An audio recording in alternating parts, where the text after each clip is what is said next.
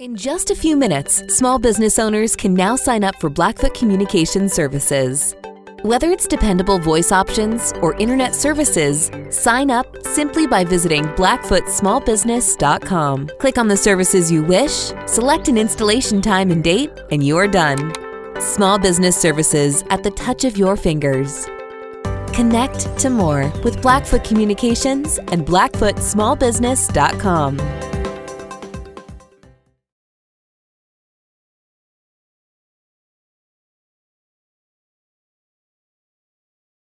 Well, hello, everybody. How you doing? Colter, Nuanez, Skyline Sports. You can find all of our content, whether it's news, features, podcasts, videos, and everything in between. SkylineSportsMT.com. Appreciate you for following along. Appreciate all of our great sponsors for helping bring you this content throughout this 2022 football season. We're doing a lot more video content this time around. Hopefully, you're enjoying it. If you want, please go subscribe to our YouTube channel. Skyline Sports on YouTube, and then you'll get automatic alerts every time we post new content. As Andrew Houghton, one of our contributing writers, content producers at Skyline, said, doing power rankings every week, that's asinine. We're not going to be doing power rankings every week, but we will give you monthly updates for how we see the Big Sky Conference. We'll let each week play out, and then every 3 to 4 weeks, we'll give you an update of where we see the power rankings within the Big Sky. So this is Andrew's power rankings. I'll give some context here, but we're pretty much on the same page for where we see this league. So these are the 3 tiers of where we see the Big Sky Conference right now, entering the September 24th opening date for most of the teams across the Big Sky Conference. And we'll have power rankings within or around the Big Sky, which Andrew will do once a week. That's fun. And he's doing a great job of highlighting some video elements and some of the other aspects of analyzing all of the teams throughout the Big Sky Conference. So stay tuned each week for our Around the Big Sky feature. And about once a month, we'll throw one of these videos, a Big Sky Conference power ranking, within that Around the Big Sky feature. Our tier number 1 features 4 teams: Montana, Sacramento State, Weber State, and Montana State. Andrew actually has it Montana, Weber State, Sacramento State, Montana State. And I would say that's exactly right. I think that's exactly what order I would have these teams in. Montana has played 3 opponents in which they have been the significant favorite. They have shown that exactly that, why they were favored in each of the 3 games. A 47-0 win over Northwestern State in Missoula, a 24-7 win over South Dakota at Washington Grizzly Stadium the following week, and then last week took the show on the road to Terre Haute, Indiana, and rolled up Indiana State 49-14. We'll get into the variety of ways that Montana was able to win those games, but the Grizzlies come in at number 1 in this week's power ranking, and I have no dispute with that. Weber State also 3-0 after their win this last weekend over Utah Tech. So Weber destroyed an overmatched Division II Western Oregon team. Then they also destroyed a Utah State team that's from the Mountain West Conference that won 11 games a year ago. So that's a very good win. Utah State might be down a little bit this year, but a 35-7 win in Logan. No offensive touchdowns for the Aggies. Pretty darn impressive for Weber State. And then this last week, they go out and had no problem with Utah Tech. So the Wildcats also sit at 3-0, entering Big Sky Conference play. Sacramento State, they just played the 2 games. They also played Utah Tech. Their defense looked a little bit vulnerable in that game, but they ended up scoring 56 points and running away with it. And then this last weekend, they went on the road to Cedar Rapids, Iowa, and posted a very impressive win over Northern Iowa. That was one of Sac State's 2 regular season losses a year ago. So some revenge there for the Hornets. And for as good of a run as Sac State's been on it, and make no mistake about it, 15-1 in conference play over the last 2 seasons since Troy Taylor took over, including an 8-0 mark last year. There's all sorts of haters out there. There's all sorts of doubters that say, well, they had an easy schedule last year. Well, sort of. They certainly didn't play Montana State, but they did play UC Davis, who's their rival and was also a playoff team. They also won at Montana. So, maybe you miss Eastern, you miss Montana State, okay, but you still had to win in Missoula to get to the 8-0, and you still had to beat your rival in the Causeway Classic in UC Davis. So we around here try to support, and Andrew's actually even more of an advocate than I am, but I'm trying to make an effort to really objectively analyze this. But Sacramento State, they've done an outstanding job in conference play. The Northern Iowa win, though, is probably their best non-conference win over the last 3 years. Northern Iowa is expected to be a playoff team once again, which they are almost perennially a playoff team under Mark Farley.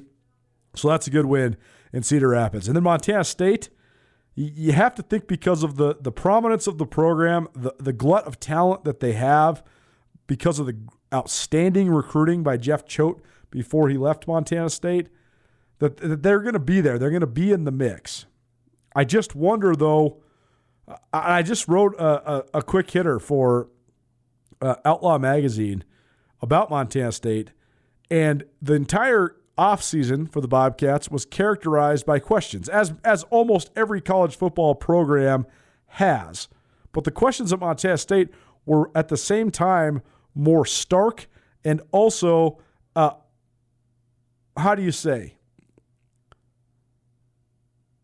very impactful in what the answer to each one could be in terms of the impact it will have on their 2022 season.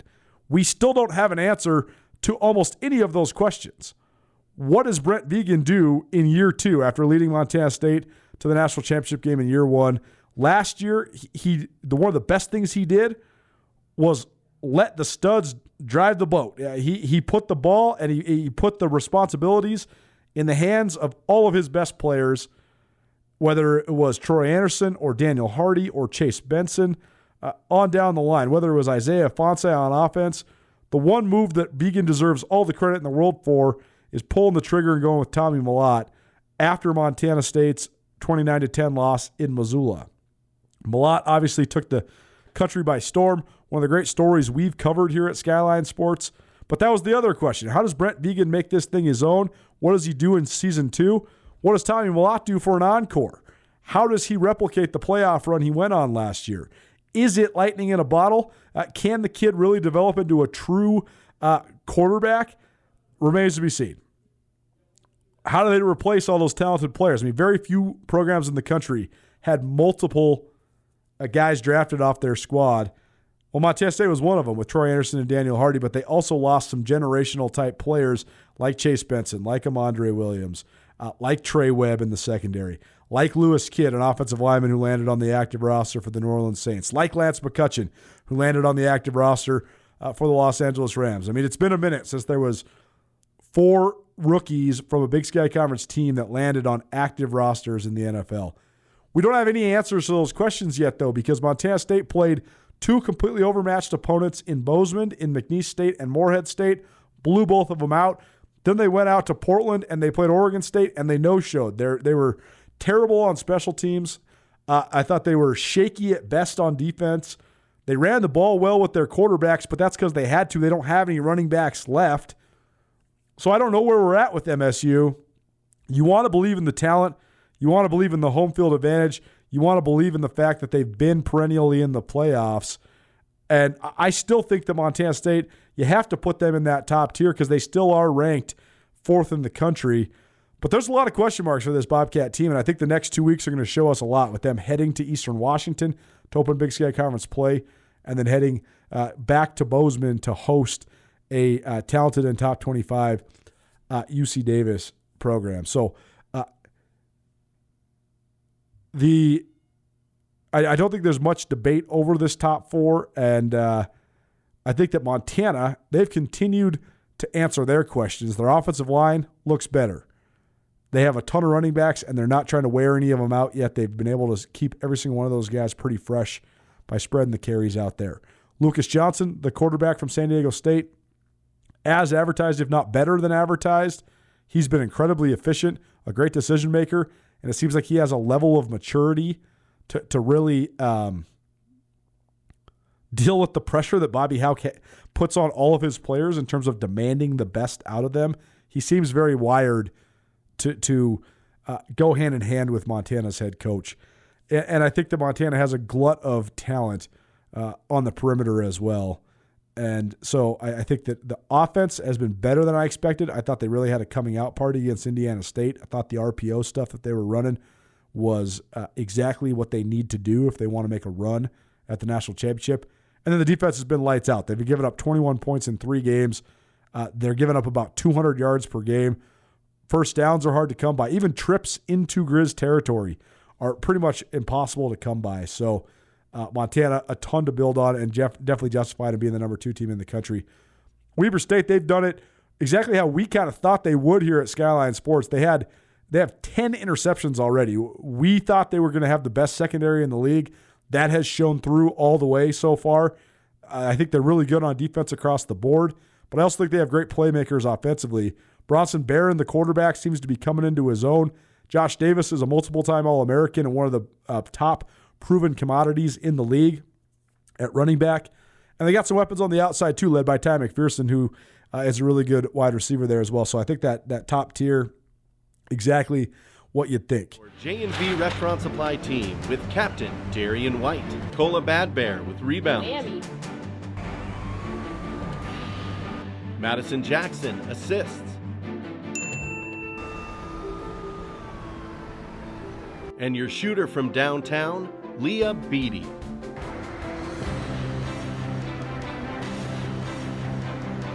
J&V Restaurant Supply. Savor the difference.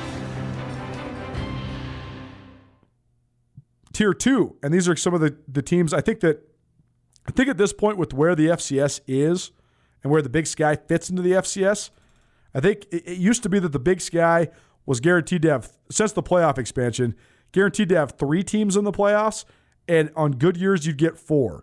Now I think it's going to be 4 teams in the playoffs, and on good years like last year, you're going to get 5. Maybe there's a scenario coming, depending on what happens in the Missouri Valley Conference and maybe how many teams the CAA, the Colonial Athletic Association, get into the playoffs, where maybe the Big Sky can be the only other conference besides the Missouri Valley to ever get 6 in. But I do think these next 5 teams are the 5 teams that are vying for that 5th spot. UC Davis, if they win at South Dakota State, we definitely have them in the top tier, but they lost that game 24-22. They also gave Cal all they could handle before losing that one. But Davis did get on the board last week with a win over San Diego. The game against Montana State in Bozeman, October 1st on ESPN. I think it's on ESPN2 or maybe ESPNU. I think they're still trying to decide that. But that's a huge game. I think it's a huge game for both those teams. The winner of that game could probably move up a tier. The loser of that game maybe drops down a tier. So that'll be a huge one to watch. The other sneaky good conference opener this week is Idaho at Northern Arizona. Idaho got their first win under Jason Eck. They put a scare into Washington State, more than a scare. They took Washington State down to the wire in their opener. They were up 10-0 at halftime over Indiana before letting that one get away from them. And then they won. They beat Drake last year, but I think that, or last week, excuse me. But I think that Idaho should be in the mix at least, more competitive this year. And NAU, they came all the way down the wire with North Dakota last week. If they would have got that one, they probably would have been ranked in the top 25. So I do think that that's a tone-setting game. The winner of that one's going to have a little bit of momentum moving forward. And given that Northern Arizona had the great win over Sam Houston in the non-conference, a win over Idaho then could put them more on that trajectory of maybe being a playoff contender. So those 2 teams, that's a huge game in Flagstaff. Portland State comes to Montana. And the last time the Vikings were in Missoula, they won. They won on a last-second field goal in 2018, and that was sort of the beginning of the spiral down the stretch in Bobby Hauck's first season back at Montana. Portland State comes in with a bunch of talent. I think they have probably the deepest collection of receivers in the Big Sky Conference, led by Bo Kelly, but also highlighted by Emmanuel Dogbe, as well as Darian Chase. They also have some of the best individual defensive players in the league. VJ Malo, a preseason all-league guy at defensive end, had 10.5 sacks a year ago. And Anthony Adams, who's a multiple-time All-American, a guy who gets his hands on a ton of balls in the defensive secondary for Portland State. So Portland State, they might be staring at an 0-1 start in league play, and they also might be staring at an 0-3 start overall. But I think they think they got a playoff team. So we'll see. We'll see how Portland State can manage, especially if they get down after a tough start. And then the last team in this tier is Eastern Washington. And I actually think that Eastern might be in the next tier. It depends on how things go early. But that trajectory could change if they could beat Montana State on Saturday. It's another huge game. I mean, conference play, every game is huge. But we have some games that could really set the tone for the rest of the season, namely Portland State at Montana, Idaho at Northern Arizona, Montana State at Eastern Washington. The winner of that game will have a little upward momentum moving forward. Big Sky Conference Power Rankings here, Skyline Sports, SkylineSportsMT.com. And then the last tier there, no real disputing this. It's Cal Poly, who got one win in the non-conference over a really struggling San Diego squad. Cal Poly went to South Dakota last week and looked okay, but still lost 38-21. I think Cal Poly under Bo Baldwin in year 2. I think they're another year away. Idaho State, they went 0-3. They weren't very good in any of their 3 games. They got beat at Holt Arena in Pocatello by a couple touchdowns to Central Arkansas. That was their one winnable game of the non-conference. So I think it's going to be a long year in year 1 under Charlie Ragle. And the Northern Colorado. And Northern Colorado got their first win last week over Lamar on the road. But they also had a loss against Houston Baptist, which was supposed to be a scheduled win, and that's against a struggling and transitioning Houston Baptist team that just is it's a bad loss to give up 46 to Houston Baptist and lose that one. So long ways to go in year 2 under Ed McCaffrey as well. I don't know what's going on with Dylan McCaffrey, the returning starter at quarterback, who also happens to be Ed McCaffrey's son. He did not start against Lamar. Jacob Sermon, who's a guy who has deep Grizz ties, he did start in that game. He's a former 5-star recruit who started his career at Washington, then went to Central Michigan to play for Jim McElwain, ended up at Northern Colorado. He was the guy who was going to get credited for that win over Lamar in the quarterback win-loss tally. I don't know what's up with Dylan McCaffrey, but I think that bottom 3 there is indisputable. Can Portland State and Eastern Washington find a way to stay in that second tier instead of falling down to the third tier? Can Idaho, NAU, UC Davis figure out a way to play into the top tier? And can those teams in the top tier, particularly Montana State, stay in the top tier? We'll see. We'll be back at it with some power rankings. We'll probably do this again mid-October, a couple weeks from now once we have more clarity. But enjoy Big Sky Conference play. And as always, you can follow along for your news, your features, your analysis, podcasts, the Big Sky Breakdown 4 times a week, as well as all the stuff on our YouTube channel. Please subscribe, rate, review the Big Sky Breakdown, and subscribe, rate, review our YouTube channel. We appreciate all the feedback and all the engagements. And keep on following along. SkylineSportsMT.com. Skyline Sports. Every day, every season. Join Town Pump's Pump It Up Rewards Plus program and never pay full price for fuel again. Save 5 cents on every gallon every day at any Town Pump across Montana. Plus, earn and redeem points on your favorite in-store items to get free stuff with our clubs. Stop in and pick up a rewards card. Download the Pump It Up Rewards Plus app today. Or visit townpump.com/rewards to register and start saving. Town